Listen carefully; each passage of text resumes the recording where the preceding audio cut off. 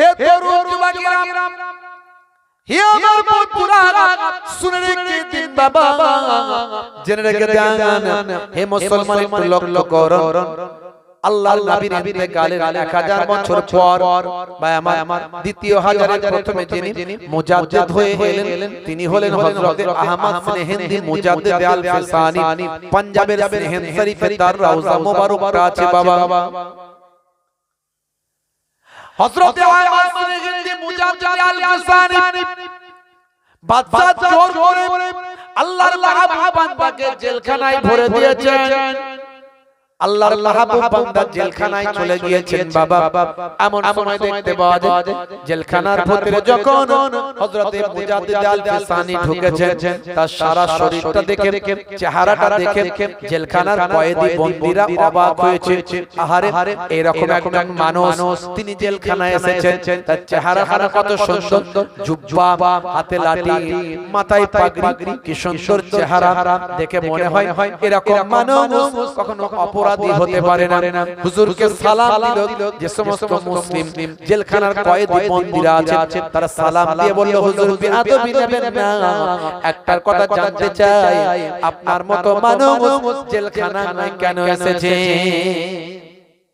আপনার মতো মানুষ জেলখানায় কেন এসেছে? নিশ্চয় আপনাকে জোর করে জেলখানায় ঢোকানো হয়েছে। হ্যাঁ বাবা, আমার সঙ্গে মতাদর্শগত পার্থক্য, বাদশার সঙ্গে আমার বিভেদ, বাদশা আমি বাদশার কথাকে অমান্য করেছি, তাই বাদশা আমাকে জোর করে জেলখানায় ঢুকিয়েছে। হে তরুণ যুবকেরা, সেই জামানার মস্ত বড় মুজাদ্দিদ হযরত মুজাদ্দিদ আল ফিসানি রাহমাতুল্লাহ আলাইহি সেই সময় বলেছিলেন, বাবা আমি জেলখানায় এসেছি মানে এতে আমার কোনো দুঃখ নাই। আমি যদি জেলখানায় না আসতাম তাহলে তোমাদের মতো কয়েক হাজার জেল বন্দীদের সঙ্গে আমি মুজাদ্দিদ আল ফিসানি আমার মুলাকাত হতো না। হে তরুণ যুবকেরা, হে আমার মুরব্বিয়ানেরা, শুনে রেখে দিন বাবা, জেনে রেখে দেন, হযরত মুজাদ্দিদ আল ফিসানি আহমদ সিনহিন্দি হুজুর জেলখানার ভিতরে ঢুকলেন। জেলার ভাই আমার জেলখানার কয়েদি বন্দীদের সঙ্গে কথা বললেন, তারা মুগ্ধ হয়ে গেল। হুজুরের কথা শুনে তারা আনন্দিত হলো। হুজুর বললেন, বাবা আমি যদি জেলখানায় না আসতাম তাহলে তোমাদের সঙ্গে তো আমার দেখা হতো না। আমার আল্লাহ চেয়েছেন তাই আমি জেলখানার ভিতরে ঢুকেছি বাবা। বাবা ছেলে শুনে রেখে দাও, তুমি কত বছর জেলখানার ভিতরে আছো? কেউ বলে 5 বছর, কেউ বলে 10 বছর। বাবা তোমরা আর বাইরে বেরো না। বলে হুজুর আমাদের আর খোঁজ খবর নেবার কেউ নাই। হে তরুণ যুবকেরা, আল্লাহর মাহবুব বান্দা তাদের যেখানে কষ্ট দুঃখ, সেই দুঃখটা দূর করার চেষ্টা করলেন। এতে জেলখানার কয়েদি বন্দীদের হৃদয়টা বিগলিত হলো। হুজুর বললেন, বাবা ছেলে নিশ্চয় তোমাদের ইচ্ছা হয় যদি আমরা বাইরে বের হতে পারতাম, তবে তোমরা শোনো, বাইরে বের হতে পারবে যদি তোমরা আমার কথা শ্রবণ করো। আমার কথা যদি মানো তোমরা এই জেলখানা থেকে মুক্তি পাবে। যারা 5 বছর 10 বছর ধরে আছে তারা বলে, হুজুর আমরা তো আশা ছেড়ে দিয়েছি, আমাদের যাবজ্জীবন সারা জীবন হয়তো জেলেই থাকতে হবে, হুজুর জেলখানা থেকে বেরোবে কি করে বলছেন? বলে বাবা আমার কথা শুনলে তোমাদেরকে আমার আল্লাহ জেলখানা থেকে বের করে দেবে। কি করতে হবে হুজুর? হে তরুণ যুবকেরা, হে আমার বন্ধুরা, শুনে রেখে দিন বাবা, জেনে রেখে দেন। সেই সময় আল্লাহর মাহবুব বান্দা হযরত আহমদ সিনহিন্দি মুজাদ্দিদ আল ফিসানি সেই সময় বলেছিলেন, বাবা ছেলে যাও জেলখানার পুকুরে গিয়ে পাক পবিত্র গোসলটা করে আসো বাবা। পাক পবিত্র গোসল মুসলমানের ছেলে সবাই জানে না, কিন্তু পাক পবিত্র গোসল সকলকেই করতে হয়, কিন্তু ফরজ গোসলটা সবাই জানে না। মনে করে পুকুরে গিয়ে ঝাঁপ মেরে উঠে এলাম, কিংবা টয়লেটে গিয়ে বাথরুমে গিয়ে শাওয়ারটা চালিয়ে দিলাম, পাক পবিত্র গোসল হয়ে গেল না। গোসলের ফরজ আছে বাপ, যে কারণে আপনাকে পবিত্র গোসল করতে হয়, এই পাক পবিত্র গোসল সবাইকে করতে হয়। তার জন্য গোসলের বায়ামার ফরজ কি সেটা জানতে হবে, গোসলের ফরজ বায়ামার মানতে হবে। আচ্ছা বলুন তো দেখি গোসলের ফরজ কটা?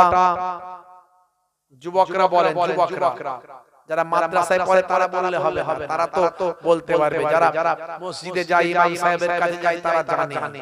ছোটবেলায় এগুলো শিখতে হয়, কারণ ফরজ গোসল সবাইকে করতে হবে। হবে না? হবে না? ফরজ গোসল সবাইকে করতে হয়, কথা ঠিক না ভুল বলেন? যুবকরা বলেন কি ফরজ গোসল, গোসলের ফরজ কটা বলে কি জি? কিন্তু ফরজ গোসল সবাইকে করতে হয়। অনেক যুবকেরা জানে না, গোসলের ফরজ যদি না জানেন গোসল হবে না। গোসল না হলে ওযু হবে না, ওযু না হলে নামাজ হবে না। কি মনে হচ্ছে? হবে না। গোসলের ফরজ হলো তিনটি। কটা? জোরে বলেন, তিনটি। নামাজ শিক্ষা মোবাইলে একটা ডাউনলোড করবেন, ফ্রি ফায়ার খেলে কোনো উপকার নাই, কোনো লাভ হবে না। দুনিয়াতেও লাভ নাই, কিছু শিখতে পারলেন না, আর মরে গেলেও কোনো কাজ হবে না। যদি মোবাইলটাকে ভালো কাজে ব্যবহার করেন, দুনিয়াতেও স্যালুট পাবে, আর মরে গেলে ফেরেশতারা স্যালুট করবে। এই মোবাইলে একটা নামাজ শিক্ষা বাংলায় ডাউনলোড করে রাখবেন, পড়বেন। মাঝে মাঝে ফাঁকা থাকলে, ট্রেনে যাচ্ছেন, বাসে যাচ্ছেন, দোকানে বসে আছেন, সময়টা শুধু কাটছে, পড়ুন। নবী পাকের জীবনী একটা ডাউনলোড করে পড়ুন। একটা বাংলায় কোরআন মাজিদ ডাউনলোড করুন। বাংলা আরবি পড়তে পারেন না, বাংলায় উচ্চারণ আছে, উচ্চারণ করে করুন, আর বাংলায় মানেটা পড়ুন। জীবনটা ধন্য হয়ে যাবে, জীবনটা পাল্টে যাবে। পৃথিবীর সব কিতাব পড়লে জ্ঞান হয়, আর কোরআন মাজিদ পড়লে জ্ঞানও হবে। এক একটা অক্ষর করলে 10টা করে নেকি আল্লাহ দান করবে। প্রত্যেকে আগে আর নিয়ত রাখুন যে জীবনে একবার হলেও খতমে কোরআন মাজিদ একবার খতম করব, জীবন ধন্য হয়ে যাবে। ভাইরা আমার, গোসলের ফরজ হলো তিনটি। নাকের নরমাংস পর্যন্ত পানি পৌঁছাতে হবে, গলার ভিতর পর্যন্ত পানি পৌঁছাতে হবে। তবে রমজান মাস হলে এমন ভিতরে পানি দেবেন যে পানি খেয়ে ফেলেছে, এরকম যেন না হয়, বুঝতে পারছেন? যাক বাবা, চলে যখন গেল দুপুরটা, ভালোই হলো, জানটা ঠান্ডা হয়ে গেল নাকি? এই সুযোগে ফরজ গোসল করতে গিয়ে মাল দুপুরটা বেরিয়ে দিল, এরকম যেন না হয়। নাক দিয়ে এমন টানলেন, গলা দিয়ে চলে গেল, পাস হয়ে গেল, এরকম না হয়। রমজান মাসে হলে খুব সাবধানতার সঙ্গে নাকের ভিতরে, গলার ভিতরে পানি দিতে হবে। আর অন্য সময় যত খুশি আপনি পানি দেন, নাকের ভিতরে, গলার ভিতর পর্যন্ত পানি পৌঁছাতে হবে। আর মাথা থেকে পা পর্যন্ত কোনো এক চুল জায়গা যেন শুকনো না থাকে। এই তিনটে হলো গোসলের ফরজ। কটা? যারা বলে তিনটে। আর ওযু করছেন, অনেকে দেখবেন তাড়াহুড়ো করে ওযু করে। এই ওযু করতে গিয়ে ওযু তাদের হয়নি, আর ওযু না হওয়ার কারণে এই কষ্ট করে ঠকাস করে যে সিজদাটা দিল, ও তাও বেকার হয়ে গেল, শুধু কপাল ঠোকা হলো, নামাজ হলো না, আল্লাহর দরবারে কবুল হলো না। হ্যাঁ, কবুল করার মালিক আল্লাহ, করবেন কি করবেন আমরা জানি না, কিন্তু আপনাকে পরীক্ষার খাতায় পরীক্ষাটা ঠিকভাবে দিতে হবে নাকি? রোল নাম্বারটা তো লিখতে হবে। যদি কেউ রোল নাম্বার না লিখে চলে আসে, তো সবাই জানে রোল নাম্বার লেখানি মানে খাতা দেখা হবে না, ও আগেই ফেল। কথা ঠিক না ভুল? আপনাকে আপনার ডিউটিটা করে আসতে হবে, তারপর আল্লাহ কবুল করবে কিনা সেটা পরের ব্যাপার, তাই না? তাহলে আপনাকে আগে ওযুটা ঠিকভাবে করতে জানতে হবে। অনেকে ওযু করতে গিয়ে পায়ের এড়ি শুকানো, আঙ্গুল শুকানো, আছে না নাই? আঙ্গুলের ফাঁকটা শুকানো, হাতের এই কনুইয়ের এইখানটা শুকানো। ওযুর ফরজ কটা? 4টে। কটা? জোরে বলেন, 4টে। হে যুবকেরা, ওযুর ফরজ 4টে। 4টের মধ্যে একটু গন্ডগোল হলে ওযু আর হবে না, অন্য কিছুতে গন্ডগোল হলে ওযু হয়ে যাবে। কিন্তু এটা হলো ফরজ, এখানে গন্ডগোল হলে আর ওযু হবে না। সেটা কি? আল্লাহ রাব্বুল আলামিন কোরআন মাজিদে বলছেন ইযা কুমতুম ইলা সালাত ফাগসিলু উজুহাকুম ওয়া আইদিয়াকুম ইলাল মারাফিক ওয়া আমসাহু বিরুউসিকুম ওয়া আরজুলাকুম ইলাল কাবাইন। আল্লাহ কোরআন মাজিদে বলছেন যখন তোমরা নামাজে মনস্থ করবে ফাগসিলু উজুহাকুম, ফাগসিলু গাসালা মানে ধৌত করা, ফাগসিলু মানে ধৌত করো, তোমরা ধৌত করো, উজুহাকুম ওয়াজহুন মানে চেহারা, ওয়াজহুনের বহুবচন উজুহ মানে হচ্ছে মুখমণ্ডল, তোমাদের মুখমণ্ডল ধৌত করো। যখন তোমরা নামাজে মনস্থ করবে মুখমণ্ডল ধৌত করো। এখন এক শ্রেণীর মানুষ বেরিয়েছে, তারা বলে না আমরা কোরআন আর হাদিস ছাড়া আর কিছু মানি না, মাযহাব মানি না, আমরা ইমাম মানি না, আমরা হানাফি মাযহাব মানি না, বলে না। ওদের জিজ্ঞাসা করবেন আল্লাহ তো মুখ ধুতে বলেছেন, এখন কতটা মুখ ধুবো সেটা কোথায় লেখা আছে কোরআন আর হাদিসে? কোরআন আর হাদিসে কতটা লেখা আছে কতটা মুখ ধুবো সেটা কোথায় লেখা আছে দেখাতে পারবেন? ভাইরা আমার, আল্লাহ বলছেন মুখ ধুতে। সন্তানকে যখন মা মুখ ধোয়ায় খাওয়ানোর পরে দাঁড়া দাঁড়া খেলতে যাবি, পরে আগে মুখটা ধুইয়ে দিই, দাঁড়া খেলতে যাবি, পরে মুখটা ধোয়ায়, হাতে পানি করে ধুইয়ে দেয়, ওটা মুখ ধোয়া হয়ে গেল। স্বামী যখন কাজ থেকে আসে ভাত খাওয়ার আগে স্ত্রী বলে কই গো মুখে হাতে পানি দিয়ে নাও, দিয়ে খেতে বসো। তখন স্বামী কি করে? হাতে পানিটা নিয়ে এরকম করে মুখে একটু লাগিয়ে দেয়, দিয়ে বলে আমি ধুয়ে নিয়েছি, দাও ভাত দাও, খেতে দাও। আর আল্লাহ বলছেন যখন নামাজ পড়বে তার আগে মুখে পানি দাও, মানে ওযু করো, মুখটা ধৌত করো। এখন সেই মুখটা কতটা সেটা কোরআন আর হাদিসে ডাইরেক্ট কোথায় পাবেন না। তাহলে আপনি কি করতে হবে? কারো না কারো মত নিতে হবে। ঠেলার নাম বাবাজি, যারা বলছে যে আমরা কোরআন হাদিস ছাড়া অন্য কিছু মানি না, আমরা মাযহাব মানি না, ইমাম মানি না। আরে বাবা, আমরাও তো কোরআন হাদিসে পেয়ে গেলে তখন আর ইমামদের মত মানার দরকার নাই, আর যখন পাই না তখনই মানি। আর তোমরাও যখন ঠেলাই পড়ো তখন তোমরা বলো আমাদের শায়েখ এই বলেছে, আমাদের অমুক বক্তা এই বলেছে। আর আমরা যখন ঠেলাই পড়ি তখন আমরা বলি আমাদের ইমামে আযম আবু হানিফা এই বলেছে। জোরে হবে না? এখন তোমাদের ইমামে, আমাদের ইমামে আযম আবু হানিফা সবচেয়ে বড় জ্ঞানী, বড় মানুষ না তোমাদের ওই শায়েখ বক্তা ডাক্তার মাস্টারটা বড়? আমাদের ইমামে আযম আবু হানিফার পরিচয়টা দেখে নাও, কে তিনি? যারা নবী পাককে চামড়ার চোখে দেখে তাদেরকে বলা হয় সাহাবা। জোরে হবে না? আর সাহাবাদের যারা চামড়ার চোখে দেখে, জ্ঞান শিক্ষা করে, তাদের বলা হয় তাবেঈ। জোরে বলুন সুবহানাল্লাহ। ইমামে আযম আবু হানিফা হুজুর পাঁচজন সাহাবীকে চামড়ার চোখে দেখে তাদের কাছ থেকে তালিম নিয়ে একজন তাবেঈ হয়েছিলেন। জোরে বলুন সুবহানাল্লাহ। তাহলে আমরা ঠেলাই করলে ইমামে আযম আবু হানিফা কি ব্যাখ্যা দিয়েছেন সেটা নিয়ে, আর তোমরা যখন ঠেলাই করো তখন তোমাদের ডাক্তার মাস্টার কি বলেছে সেটা নাও। তুমি ঠিক কাজ করছো না, আমি ঠিক কাজ করছি, বলো। বুঝতে পারছেন ভাইরা আমার? বিভ্রান্ত হবেন না, এগুলো নিয়ে ঝগড়া অশান্তি করবেন না, দেওয়ালে পিঠ থেকে গেছে আগে বললাম। তুমি যদি তোমারটা মনে করো ঠিক, সেটা নিয়ে চলো, আমারটাকে ভুল বলো না। আর আমি আমারটা ঠিক মনে করি, তোমারটাকে আমার ভুল বলার দরকার নাই। তোমার যেটা মনে হচ্ছে করো বাবা, কালেমা পড়ো, নামাজ পড়ো, আল্লাহ বিল্লাহ করো, ঠিক আছে চলো, কোনো অসুবিধা নাই। বুঝতে পারছো? হে তরুণ যুবকেরা, হে আমার বন্ধুরা, শুনে রেখে দিন বাবা, জেনে রেখে দেন। তাহলে ওযুর ফরজ হলো চারটে: মুখ ধোয়া, হাতের কনুই পর্যন্ত ধৌত করা, পায়ের গিরা পর্যন্ত ধৌত করা, আর মাথাটা চার ভাগের এক ভাগ মাসা করা। এই চারটে হলো ওযুর ফরজ। এই চারটে ওযুর ফরজে যদি সামান্য গন্ডগোল হয়, ওযু হবে না, বান্দা তোমার নামাজ হবে না। আবার অনেকে নামাজ পড়ে দেখবেন, নামাজ পড়ছে মসজিদে, আল্লাহর নবী বলেন সাল্লু কামা রাআইতুমুনি উসাল্লি, তোমরা ওইভাবে নামাজ পড়ো যেভাবে আমি রাসূলকে নামাজটা পড়তে দেখো। নামাজটা নবী যেমন পড়তে বলেছেন তেমন পড়তে হবে। নামাজ ছাড়া যেন কোনো জান্নাতে যেতেই পারবেন না। নামাজ হলো সবচেয়ে বড় ইবাদত। নামাজের মধ্যে দিয়ে আল্লাহর সঙ্গে বান্দার যোগাযোগটা হয়। জোরে হবে না? আপনি বিপদে আছেন, মুসিবতে আছেন, পৃথিবীর কোন মানুষ আপনার বিপদ থেকে ঠেলান নাম বাবাজি দেখবেন সময় আপনি ভালো বন্ধু আপনার পাবেন না। আপনার সুসময়ে বন্ধু আছে, দুঃসময়ে আর কেউ নাই। হ্যাঁ দেখবেন ঠেলান নাম বাবাজি একমাত্র আপনাকে আপনার মালিক সাহায্য করবেন, তিনি হলেন আল্লাহ।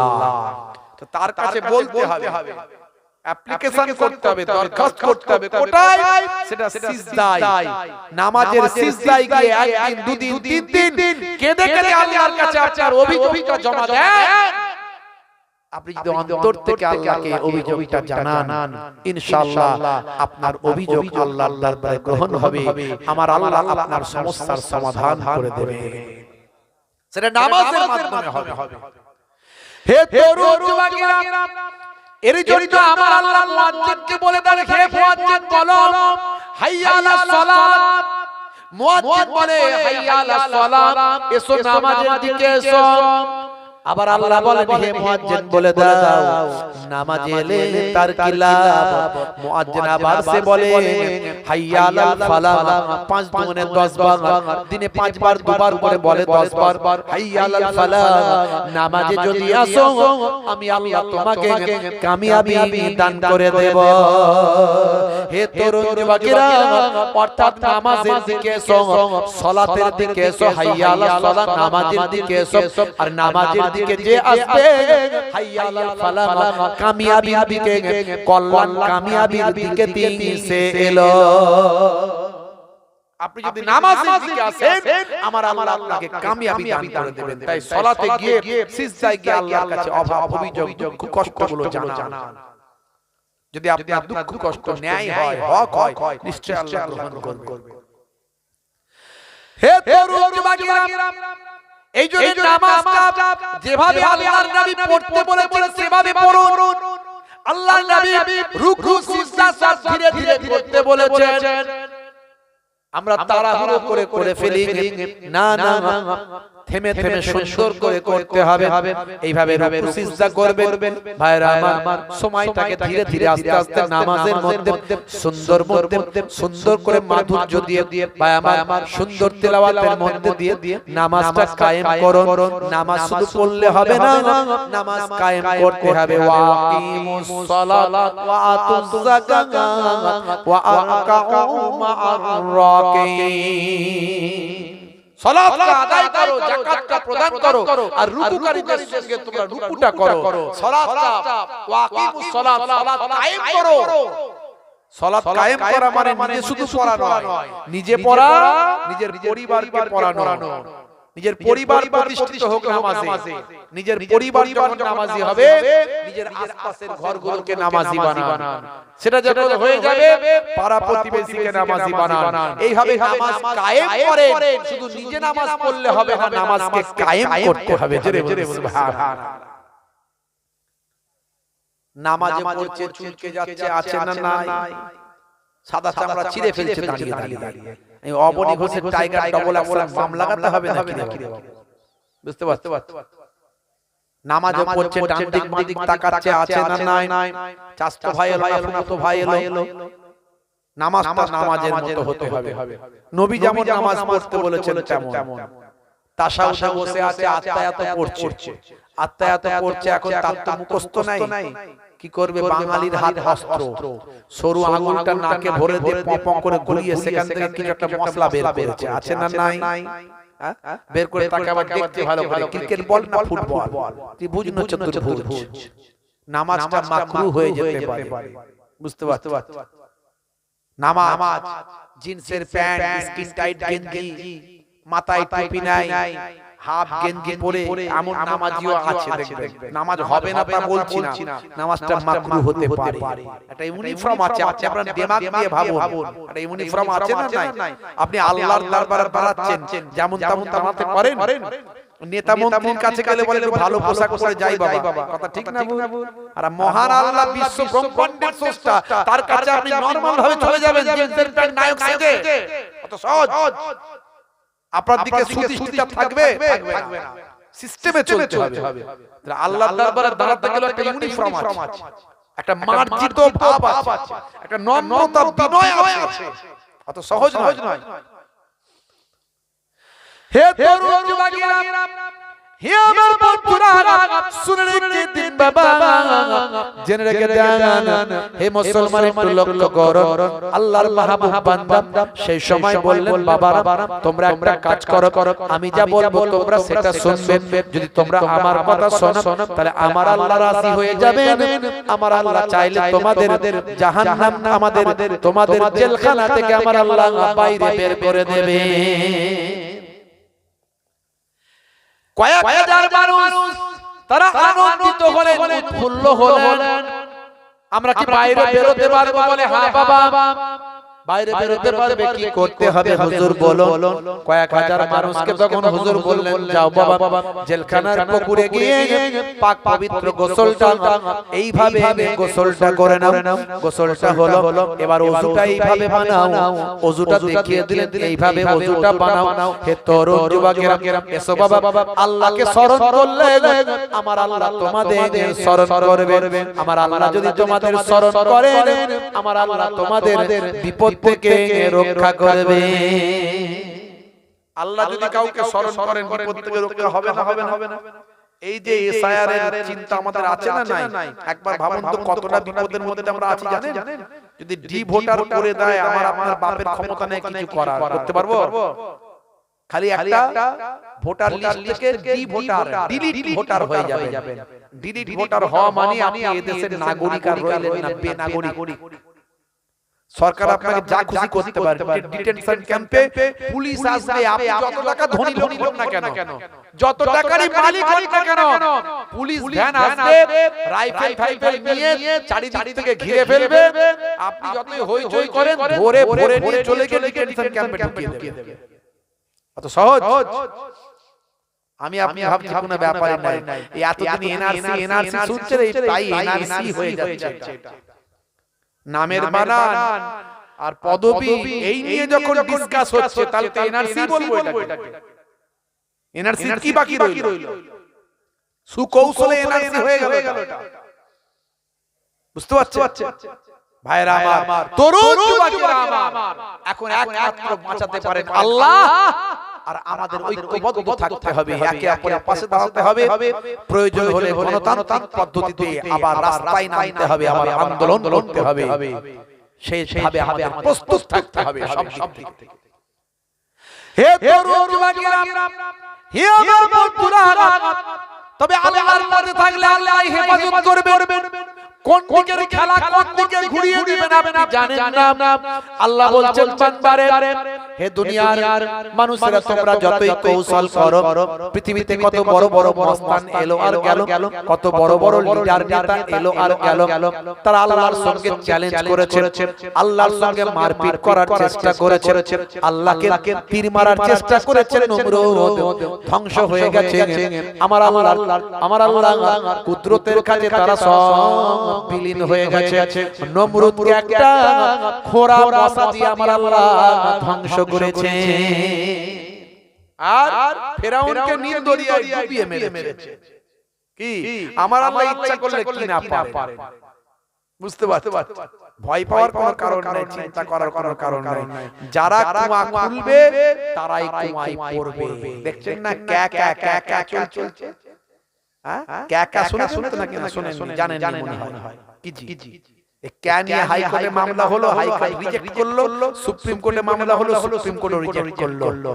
যারা বেশি লাফালাফি করছিল, ভাইরা আমার, আমরা কেউ বিপদে পড়ুক এটা চাই না।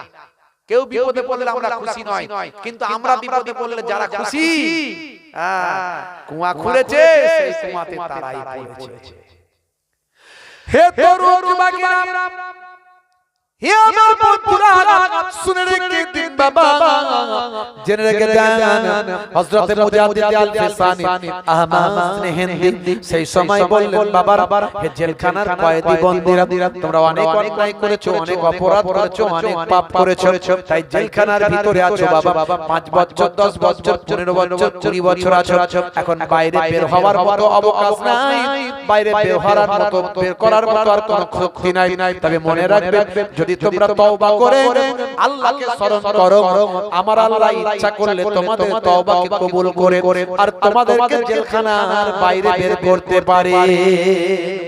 যাও বাবা জেলখানার পুকুরে গিয়ে ওযুটা করে নাও, গোসলটা করে নাও, পাক পবিত্র ওযুটা করো, পাক পবিত্র গোসলটা করো। যাও বাবা এসো আল্লাহকে স্মরণ করিয়েছো বাবা। যাও বাবা জেলখানার ভিতরে জোহরের সময় জোহরের আযানটা দাও। জোহরের আযানটা দেওয়া হলো, ভাই আমার হুজুর জামাতে নামাজটা আদা করলেন। যাও বাবা আসরের সময় আসরের আযানটা দাও।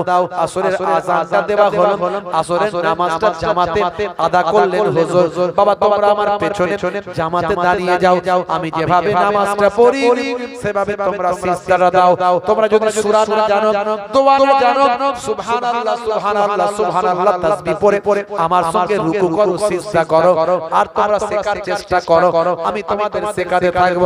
হে তরুণ যুবকেরা হুজুর জোহরের আযানটা দেন, জোহরের জামাতে নামাজটা পড়ান, হুজুরের আসরের আযানটা দেন, আসরের নামাজটা পড়ান, মাগরিবের আযানটা দেন, মাগরিবের জামাতে নামাজটা পড়ান।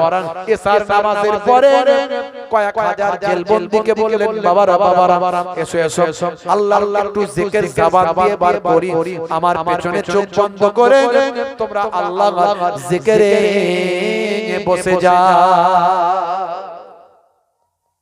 কয়েক হাজার জেলবন্দী হুজুরের পেছনে বসে বসে আল্লাহর জিকিরে মশগুল হলেন। তারা চোখ খুলে দেখে এশার আযানের পরে নামাজের পরে জিকিরে বসেছি, আর চোখ খুলে দেখে হুজুর ফজরের আযানটা দিচ্ছে। আসসালাতু খায়রুম মিনান নাওম,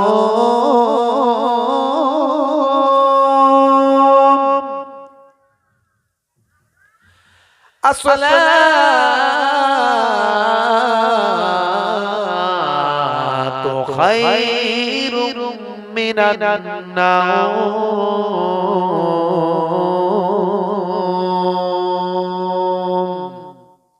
মানে কি নিদ্রা অপেক্ষা নামাজ উত্তম। আর ঘুমায়ো না, সকাল সকাল ঘুমিয়ে যাও, ফজরের আগে উঠে যাও।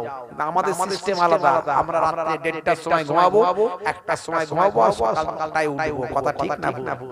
এইজন্য আমাদের এত রুজিতে বরকত নাই। ঘুমাবেন 10টার সময়, 9টার সময়, 10টার সময়, এশার নামাজ পড়ে কিছুক্ষণের পরে ঘুমিয়ে যান আর ফজরের আগে আলার্ম দিয়ে রাখুন উঠুন। ইমাম সাহেবকে জিজ্ঞাসা করলে বলে ইমাম সাহেব কজন নামাজি? বলে আমি আর মুয়াজ্জিন দুজন নামাজি, ফজরে আর কেউ নাই। আছে না? নাই। এইজন্য রুজিতে বরকত হচ্ছে না। হে তরুণ যুবকেরা,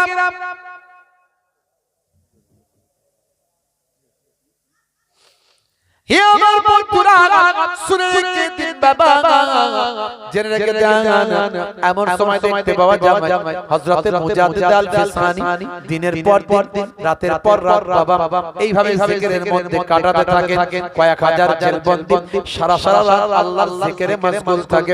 এশার নামাজের পরে তারা জিকিরটা শুরু করে আর ফজর পর্যন্ত কেটে যায়। জেলখানার ভিতরে আল্লাহ জিকিরের শব্দে মশগুল হয়ে যায়, কালেমার শব্দে মশগুল হয়ে যায়। জেলখানার পুলিশ দারোগা, জেলখানার জেলার থেকে তাদের ঘুমের বড় ব্যাঘাত হয়। হে তরুণ যুবকেরা, জেলখানার কয়েদি তারা আল্লাহর জিকিরে মশগুল হয়ে যায়।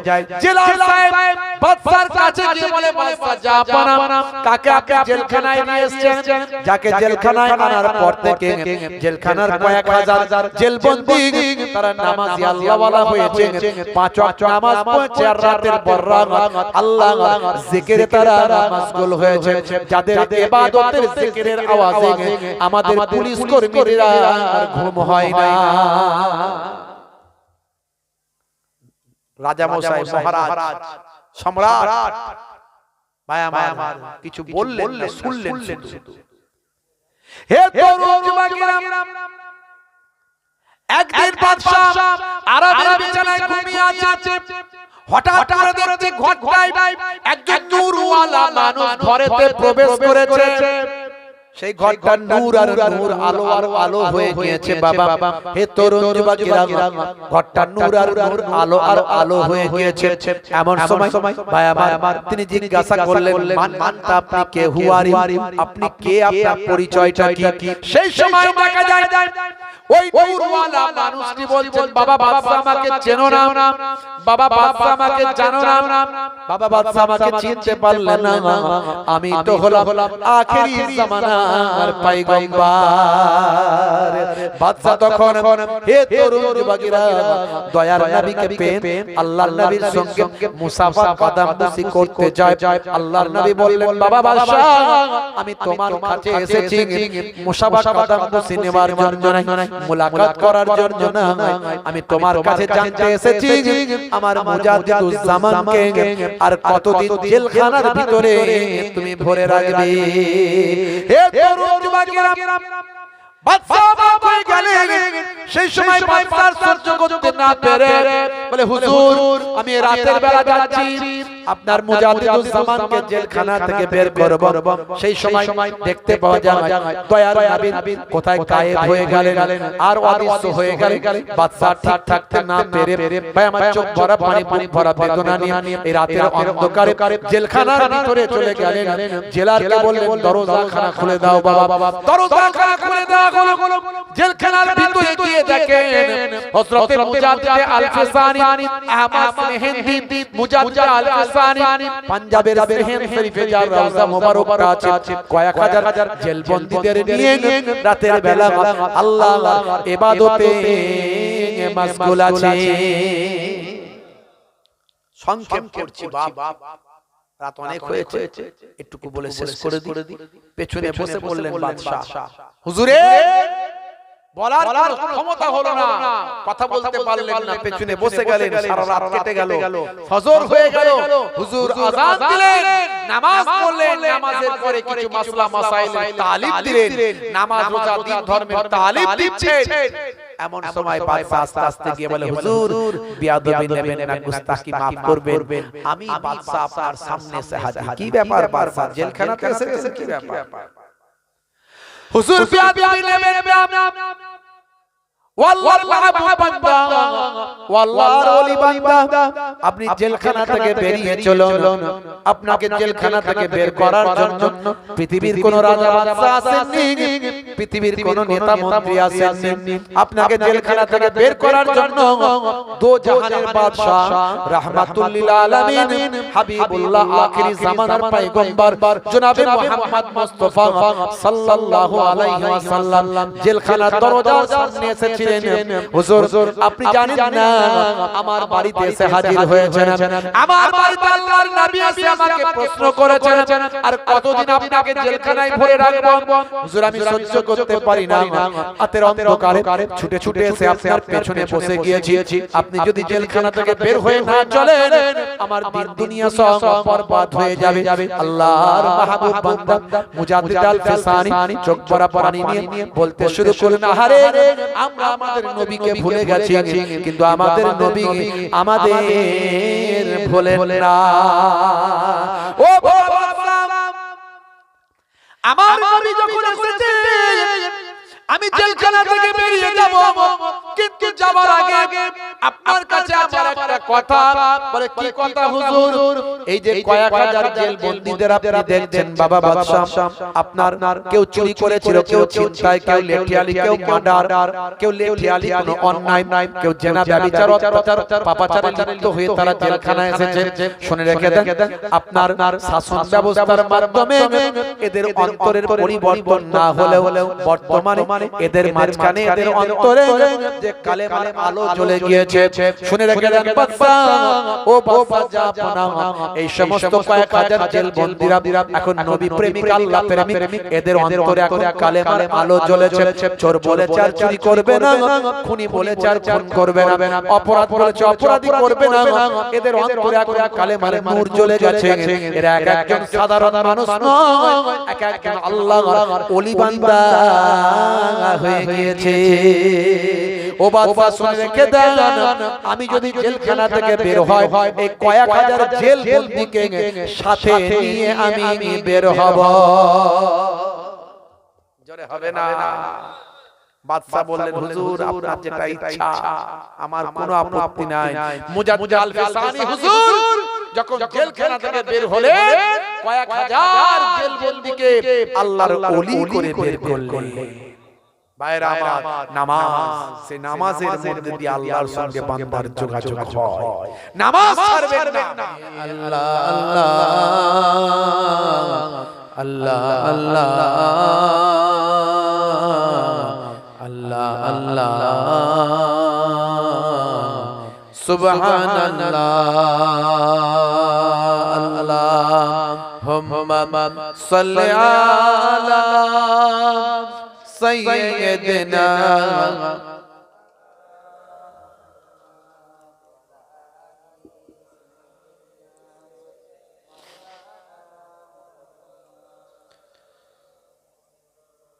দয়ার নবী গো আমার ময়ার নবী গো সব ছাড়িব কিন্তু তোমায় ছাড়তে পারি না। সব ছাড়িব কিন্তু তোমায় ছাড়তে পারি না। ছাড়িনি ছাড়ব না ছাড়তে পারি না। সব ছাড়িব কিন্তু তোমায় ছাড়তে পারি না। मेरा नबी सबसे बड़ा सब नबियों पर रहमतुल लिल आलमीन भेजा है परवर। मेरा नबी सबसे बड़ा सब नबियों पर रहमतुल लिल आलमीन भेजा है परवर।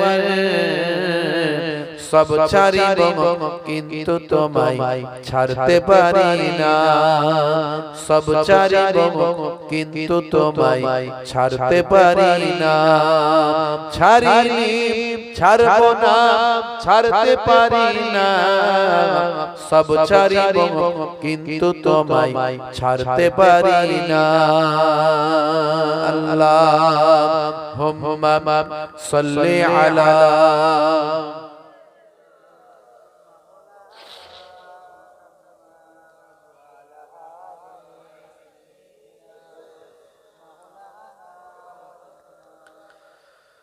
मैं कब्र अंधेरी में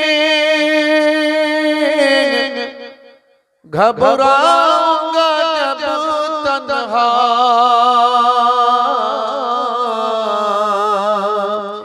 इमदाद मेरी करने आ जाना रसूल अल्लाह।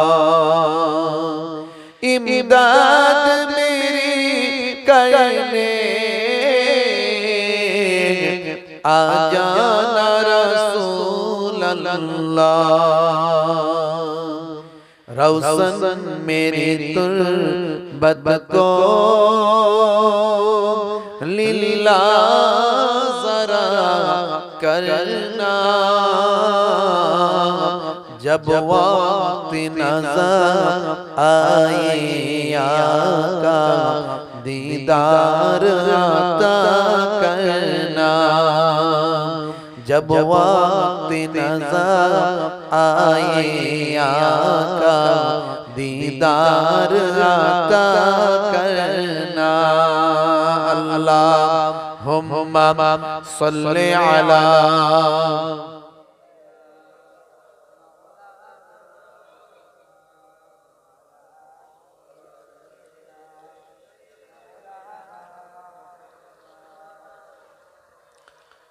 रौशन मेरी तुर्बत को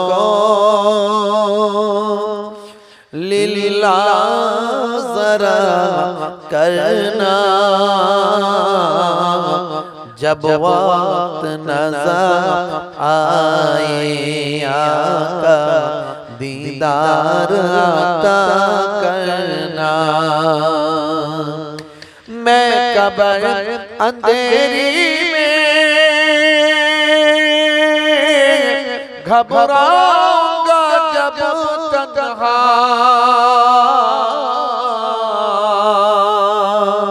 इमदाद मेरी करने आ आ जाना रसूल अल्लाह। रौशन मेरी तुर्बत को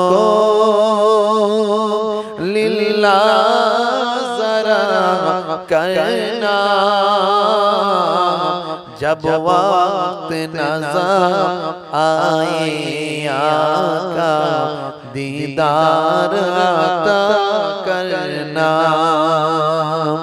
जब वक्त नज़र आए आका दीदार अता करना। अल्लाहुम्मा सल्ली अला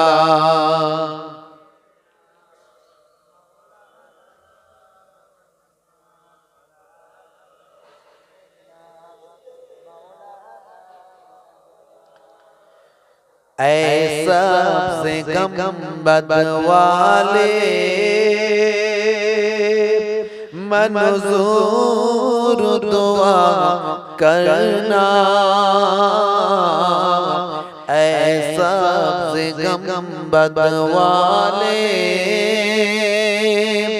मंजूर दुआ करना,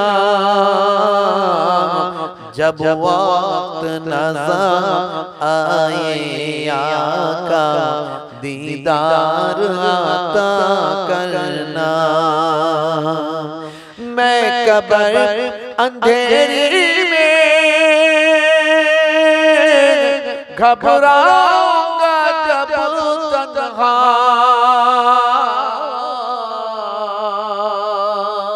इमदाद करने आ जाना रसूल अल्लाह। इमदाद मेरी करने आ जाना रसूल अल्लाह। रौशन मेरी तुर्बत को लिल्लाह ज़रा करना, जब वक्त नज़र आए आका दीदार अता करना, जब वक्त नज़र आए आका दीदार अता करना। अल्लाहुम्मा सल्ली अला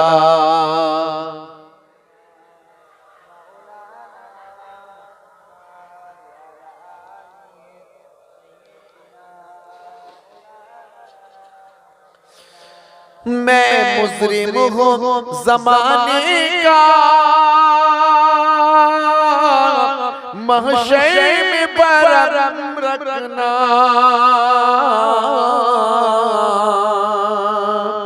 मैं मुजरिम हूँ ज़माने का, महशर में परम रखना, रुसवाई ज़माना हो कमली में छुपा लेना, रुसवाई ज़माना हो दोज़ख से बचा लेना, मंजूर दुआ मेरी मकबूल खुदा करना, जब वक्त नज़र आए आका दीदार अता करना। मैं कब्र अंधेरी में घबराऊंगा जब तन्हा, इमदाद मेरी करने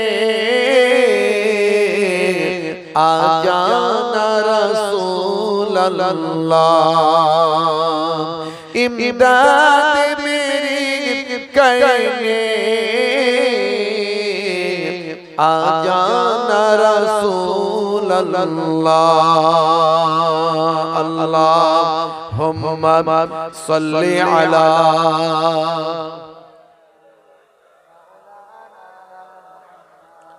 ওয়া আলা আলিহি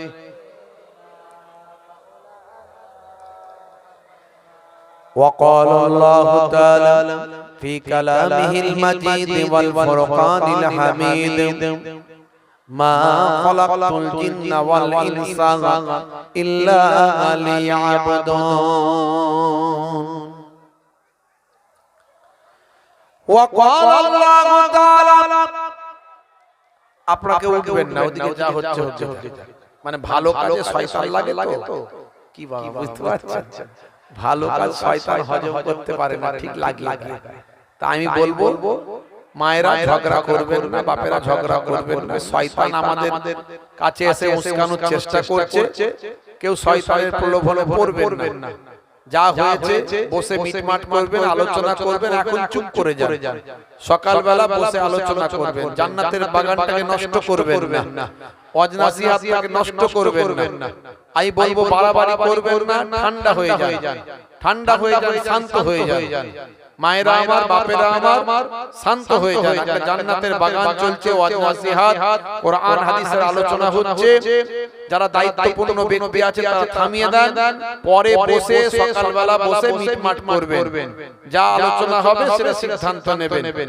এখন চাইছে শয়তান আমাদের মাঝখানে এসে যে জান্নাতের বাগানটাকে নষ্ট করে দিতে কোরআন হাদিসের আলোচনা থেকে মানুষকে সরিয়ে দিতে বুঝতে পারছেন বাপেরা আমার কেউ ঝামেলা করবেন না শান্ত হন চুপ করে যান দরুদ শরীফ আল্লাহুম্মা সাল্লি আলা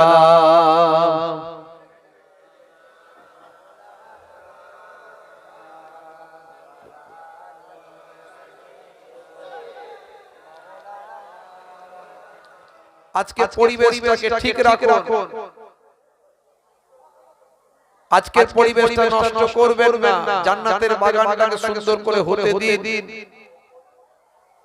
যে যেখানে আছে শান্ত হয়ে যান কেউ ভিড় করবেন না প্রত্যেকে ভিড় কাটিয়ে সরে যান জান্নাতের বাগানে আসুন মহিলারা মায়েরা মায়েদের প্যান্ডেলে বসে যান মায়েরা মায়েদের প্যান্ডেলে বসে যান পুরুষ মানুষেরা জান্নাতের বাগানে এসে বসে যান কেউ ঝামেলা করবেন না বাপ শয়তান আমাদেরকে সব সময় অন্যায় পথে ধাবিত করার চেষ্টা করে ভালো কাজ করতে দিতে চায় না ভালো কাজই যত ফিতনা এটা আমাদের জন্য লজ্জাকর ব্যাপার বাপেরা আমার আল্লাহর পথে আসুন নবীর পথে আসুন ইসলামটা বোঝার চেষ্টা করুন শুধু গুনাহগার হতে যাবেন না গুনাহকে কিনবেন না দিনের পথে আসুন কিছু সময় জান্নাতের বাগানে বসলে আমার আপনার নামাজ আমলে আল্লাহ সওয়াব লিখে দেবেন নেকি লিখে দেবেন কেউ ভিড় করবেন না সব ভিড় বন্ধ করুন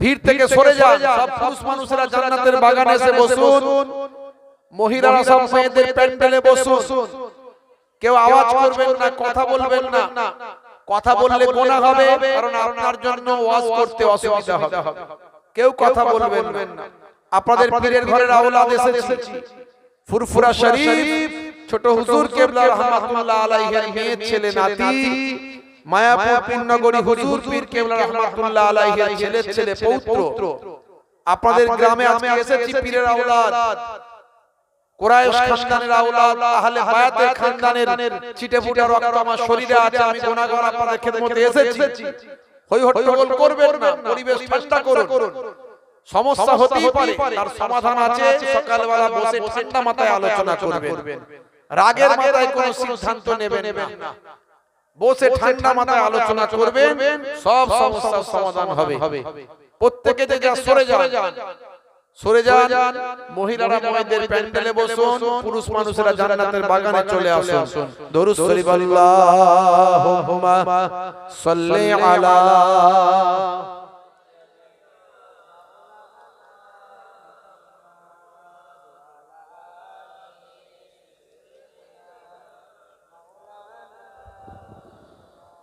হে তরুণ যুবকেরা হে আমার বন্ধুরা শুনে রেখে দিন বাবা, জেনে রেখে দেন হে দুনিয়ার মানুষ শোনো, কিতাবের মধ্যে দেখতে পাওয়া যায় ইনদা যিকরি সুলাহাই তানজিলুর রহমান, যেখানে আল্লাহর সালেহীনদের কথা আলোচনা করা হয়, মাহবুব বান্দাদের কথা আলোচনা করা হয়, আল্লাহর জাকির বান্দাদের কথা আলোচনা করা হয়, আল্লাহ ওয়ালা মানুষদের কথা আলোচনা করা হয়।